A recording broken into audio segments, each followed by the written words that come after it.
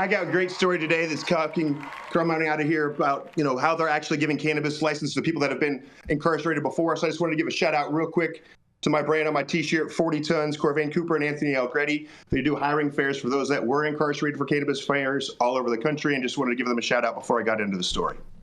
But today, they got busted for weed. Now Delaware might license them to grow or sell it legally. More than 1/3 of Delaware's licenses will go to people who have marijuana convictions or grew up in disproportionately impacted areas. So Quasdo Watson and Matthew Rawl have been busted for cannabis in the past, but now they're looking to start growing and selling weed legally. Longshoreman Anthony Fairley also is mulling whether to get into cannabis businesses. Fairley has a clean record, but lives in a section of Wilmington where weed arrests have been rampant. All three could be eligible to get social equity licenses that will be issued later this year as Delaware begins launching its legal cannabis industry. Personal use quantities of cannabis have been legal for people 21 and older since April 2023, and since the state officials have been working to create a regulated cultivation, manufacturing, testing, and retail market. Of the 125 licenses, the year-old Office of Cannabis Commissioner can issue 47 are reserved for qualified social equity applicants. The cost to apply for a social equity license is $1,000 compared to the $5,000 for an open license. Those who do get a social equity license also will pay less in annual fees. To qualify, aspiring cannabis entrepreneurs must have at least 51% ownership in the proposed business and meet the criteria of one of the following. They've either lived at least 5 years in 5 of the last 10 years in what the state calls a disproportionately impacted area. In essence, that's a defined census area where cannabis arrests have been high in the last decade. Last week, the state released a map that allows people to type in their address to find out if they live in such area, and that link is here in the article. So if you are there, you can check. If you've been convicted of cannabis-related offense, as long as it wasn't for selling more than 11 pounds or dealing to a minor. So make sure you're under 11 pounds. I don't know how they came up with that arbitrary number. Or in the last criteria, if you've had a parent or has a parent, legal guardian, child, spouse, or dependent who has been convicted of a cannabis crime. So with the state gearing up to start accepting applications September 1st, officials have been holding workshops to educate prospective social equity licenses on the ins and outs of the cannabis industry. The forum includes presentations on banking, tax, real estate, insurance, and legal issues involved in running a cannabis business, which is heavily regulated and takes hundreds of thousands of dollars in capital just to get started. We think it's all a lot more than that. We want to spread the information and give resources to the social equity applicants. Don't waste money and don't get taken advantage of. Quote from Deputy Cannabis Commissioner Paul Hyland told Y News during a forum this month at the Delaware Technical Community College Wilmington's campus. So we're trying to empower everybody with the knowledge and the tools. So basically, I just got, do we all agree that they should be doing this and this is the right way? Or is that the criteria they should be looking for? And it's kind of, another way to try to get social equity in those that were incarcerated back into the industry instead of giving it to, like we talked about earlier, the people that just got money from their uncle or their dad. So want to hear what you guys think about this report, guys. What do you got? I mean, I think until they start protecting the people who they give these licenses to, it's all for naught, right? Like if I have to have a conviction, if I have to be from a certain socioeconomic background or whatever I have to be, right? It doesn't matter if some, MSO, white guy, whatever, love you white guys, come in and completely take over my operations. We have these regulations that require 51% ownership and day-to-day control and all these things. And we see time and time again that doesn't happen. I spend a lot of time in my practice getting people out of these shitty contracts. So until the regulatory bodies are actually willing to regulate these rules that they put in place, I think that social equity programs are going to continue to be a joke. Well, I mean, social equity programs are going to continue to be a joke exactly for those reasons, because those predatory investors just keep going around. And, you may have one contract that you submit to the state, but you have a whole other contract that you operate under. And at the same time, like, how is a court going to rule if you guys ever go to court and which contract's good? That's going to create a whole nother situation of legal battles that I'm sure we're going to see going forward. Maybe we'll do a Sunday about that, because I've been in one of those litigations for the past year, so we can talk about it when it's all said and done with. And interesting. Yeah, it's fucking interesting. Mm-hmm. That's a good word for it. Mm-hmm. Yeah, I mean, look, here's the thing, right? There's a couple things that go on. First of all, having two contracts, Jason, one that you submit to the state and one that you have is fraud. Anybody who engages. So then hold that, on. So hold on. So if that does happen, would that mean that the social equity applicant would then default and own the company outright since it was done in a fraudulent manner? Not necessarily. Not if they voluntarily participated in fraud. Okay, I'm just asking. And I will go a step further because I see a lot. So look, I agree that a lot of people got hoodwinked into deals that were not balanced and where there was unfair advantage.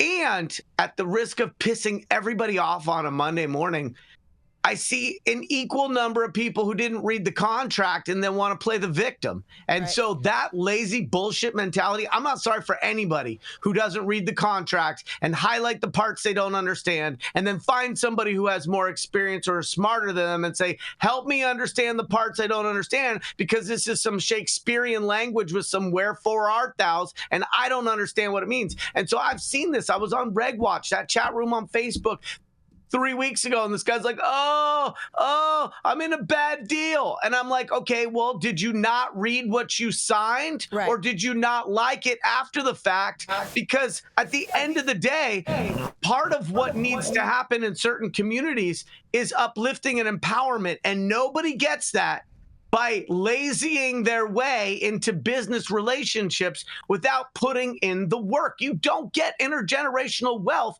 without elbow grease. And so there are too many people who say they got hoodwinked into bad deals that actually need to take some personal ownership for the way in which they chose to get into business. And a lot of it boils down to laziness. And it's not just that people are under-resourced. It's that they didn't want to put in the work. They wanted a giveaway instead of an opportunity to do something. And so these programs are failed. They're flawed. They're fundamentally not good enough. And we still need to fail forward and make these programs better and make the appropriate policy adjustments. Just because some of them doesn't work doesn't mean we abandon the notion that disproportionately impacted communities from prohibition shouldn't have a leg up and an advantage when adult use markets come online in certain states and municipalities. What we have to do is do better at it. And certainly tax breaks, certainly grant funding, certainly business development and access to certain services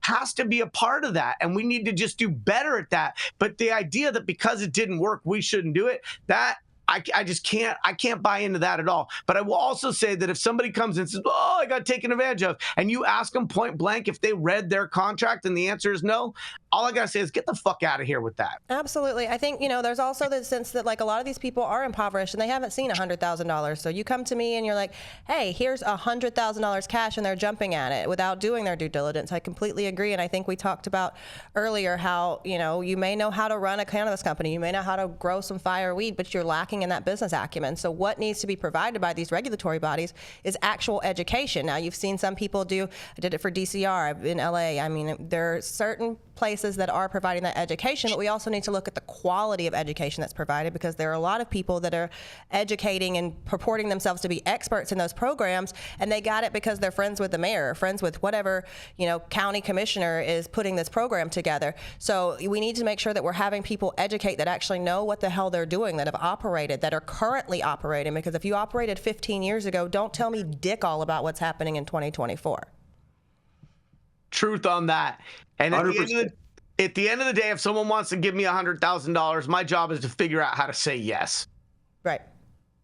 I'm not mad at that. You any thoughts on this, Mathieu St. Germain?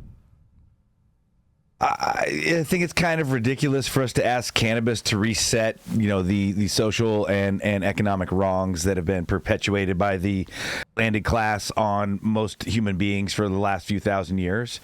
Although, I definitely think that people should be given equity, and there should be a clearer and better way for this equity to happen. I think more granting the license and having an incubation program that's sponsored by the city or state would be better than having, these predatory business interests come in and carve up the contract like Yarrow and you're speaking to. Really, it comes down to the thing I'm saying all the time, which is we're still under this couple thousand years of hoodwinking and hijinks, and we need to really just take a look around and say, wait a minute. all of these folks that are the distinguished members of society and the upstanding members of society got that way through theft, robbery, rape, slavery. Until we really address that, there's going to be no way to really put Humpty Dumpty back together again and arrive at anything fair and equitable in this country, or in fact in the world.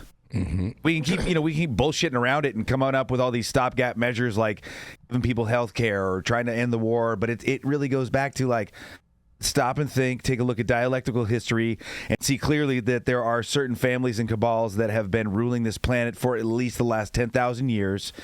They might have changed their name and they might have changed their country of residence.